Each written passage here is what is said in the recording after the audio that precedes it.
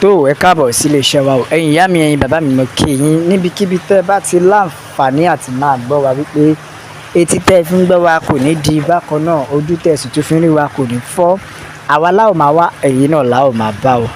Ó ti ṣẹlẹ̀ àwọn aráabí ikọ̀ wọ́n láwọn ò ní dẹ̀yìn lẹ́yìn Yorùbá nation àwa náà ò ní wọ́n fún wọn láàbọ̀.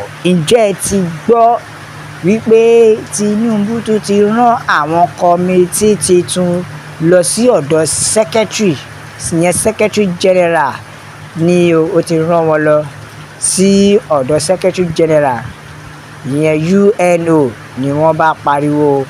Now ṣé mọ̀ wípé ọ̀dọ̀ àwọn UK kìíní lọ́rọ̀ minister ní tẹ́lẹ̀tẹ́lẹ̀ ìyẹn prime minister UK ni wọ́n rán àwọn 6 set of people ìyẹn àwọn 6 tí wọ́n rán wọn lọ sí ọ̀dọ̀ àwọn UK tó dẹ̀ jẹ́ wípé wọ́n kàbùkù bọ̀ wọ́n tẹ́ bọ̀ bẹ́ẹ̀ ni.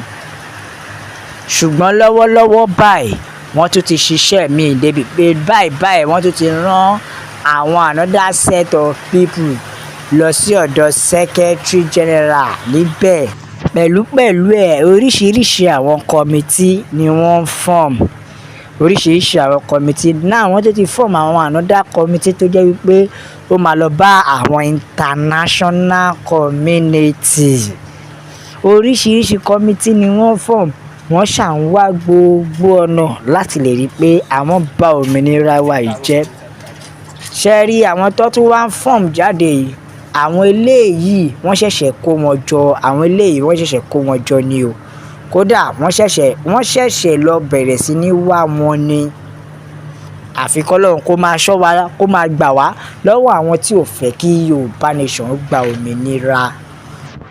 Bẹ́ẹ̀ ṣe mọ̀ tẹ́lẹ̀tẹ́lẹ̀ wípé àwọn àjọ àgbáyé àwọn international community àwọn ni wọ́n wẹ̀dí àwa ẹ̀yà mẹ́tẹ̀ẹ̀ta ìpọ̀ ìyẹn Ìgbò Haúsá pẹ̀lú Yorùbá ṣùgbọ́n sí ìyàlẹ́nu àwọn Fúlàní yìí ni wọ́n wá take control. Now ọ̀dọ̀ wọn ni wọ́n tún lọ báyìí láti fi lè rí wípé àwọn gba òmìnira wa wọn ò fẹ́ jẹ́ kí òmìnira yẹn ó bọ́ sí fún gbogbo ọmọ Yorùbá nílé lóko lọ́nà lẹ́yìn odi. Ṣé ẹ ti rí wípé èèyàn òun náà nìkà bákan náà bó dẹ̀ ṣe wá wà yìí. Ǹjẹ́ ẹ ti gbọ́ wípé àwọn Fúlàní yìí wọ́n tún ti gba ọ̀nà mìíràn yọ.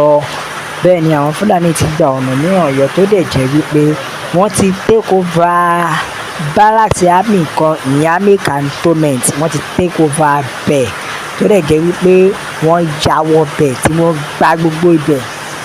Bó dẹ̀ ṣe wá wà ìṣẹ́ wá rí àwọn kọmitì tí àwọn ìka ènìyàn yìí tí wọ́n form jọ yìí kọmitì ni wọ́n fẹ́ lò láti lọ sí United Nations bẹ́ẹ̀ ni láti ti lè lórí wípé àwọn dènà òmìnira ilẹ̀ Yorùbá èyí tí olóyè Ìgbòho ń ṣe lọ yìí òmìnira ilẹ̀ Yorùbá tá à ń jà fún yìí.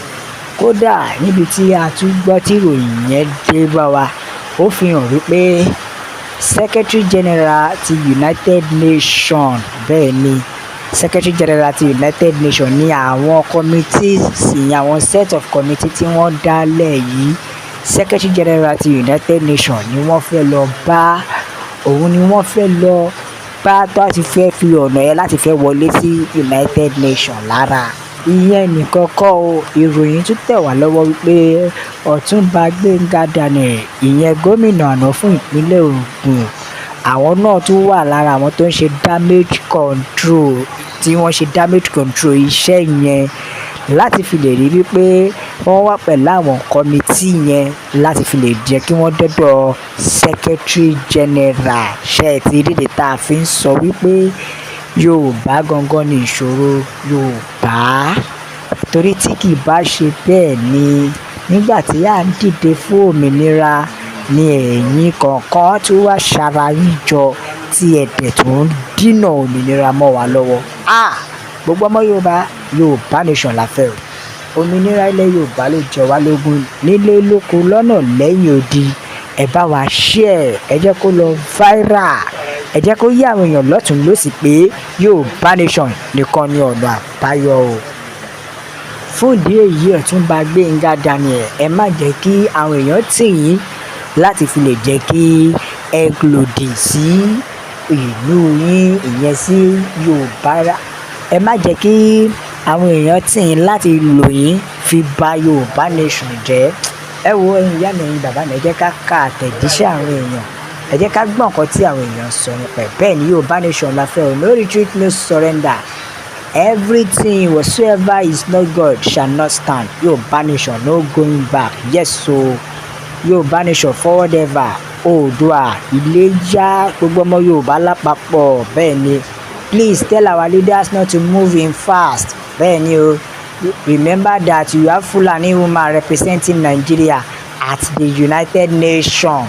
She has been lying to them. Bẹ́ẹ̀ ni o, obìnrin kan tó ti jẹ́ lára àwọn United Nations tó jẹ́ ọmọ Fulani kan náà tó dẹ̀ jẹ́ tó ń represent Nigeria, ká ṣọ́ra fún òun náà. Bẹ́ẹ̀ ni òfò ni wọ́n máa bá bọ̀ láti ibẹ̀. Ojúmọ́ àti gbogbo wọn ni Ọlọ́run ọba á bá wa ṣe ní àṣeyẹ àti àṣeyege. Oòduà gbè wá o, kò ní gbé ọ̀dàlẹ̀. Bẹ́ẹ̀ ni God bless Yorùbá nation. Bẹ́ẹ̀ ni bàbá wa Professor Banji Akintoye àti olóyè Sunday Igboho ṣá, wọn kì í ṣe ọ̀daràn. Àwọn gangan ni aṣojú gbogbo ọmọ Yorùbá pátápátá nílé lóko lọ́nà lẹ́yìn odi. Ẹ wo ẹ̀yin ìyá mi, ẹ̀yin bàbá mi, Professor Banji Akintoye nìkan ló lórí tá a mọ̀ tó dẹ̀ jẹ́ wípé àwọn ni òòṣà tọ́lọ́run rán sí wa nílẹ̀ Yorùbá. Ẹ wo gbogbo ọmọ Yorùbá sáà we enjoy the show. Bẹ́ẹ̀ ni Secretary General to reject any government committee that is not of approval. Bẹ́ẹ̀ ni o, kọ́ bó ṣe lé wọn dànù ní prime minister lé wọn dànù ìyẹn ní UK. Bẹ́ẹ̀ náà ni káwọn ilé náà kọ́ ṣe tẹ́ bọ̀ níbẹ̀. Bẹ́ẹ̀ ni o, this terrible leader don't represent the Yorùbá nation, they shall surely fail. Olóyè Adeyemo Igboho àti Professor Banji Akintoye nìkan ni representative tí a mọ̀. Yorùbá nation la fẹ́. Òmìnira ilẹ̀ Yorùbá ló jẹ wá lógún nílé lóko lọ́nà lẹ́yìn odi. Ẹ̀yin ìyá mi, ẹ̀yin bàbá mi, ẹ bá mi share, ẹ like, ẹ comment, ẹ tẹ̀ sójú ẹ̀. Ẹ jẹ́ kó yá àwọn èèyàn lọ́tùn lósì pé Yorùbá nation òun nìkan ni ọ̀nà àbáyọ. La fi ń sọ pé àgbẹ̀ oníroko títí kó gbàgbé lé, bó pẹ́ bóyá onílé àrèlé. God bless Yorùbá nation. Ó dàbọ̀.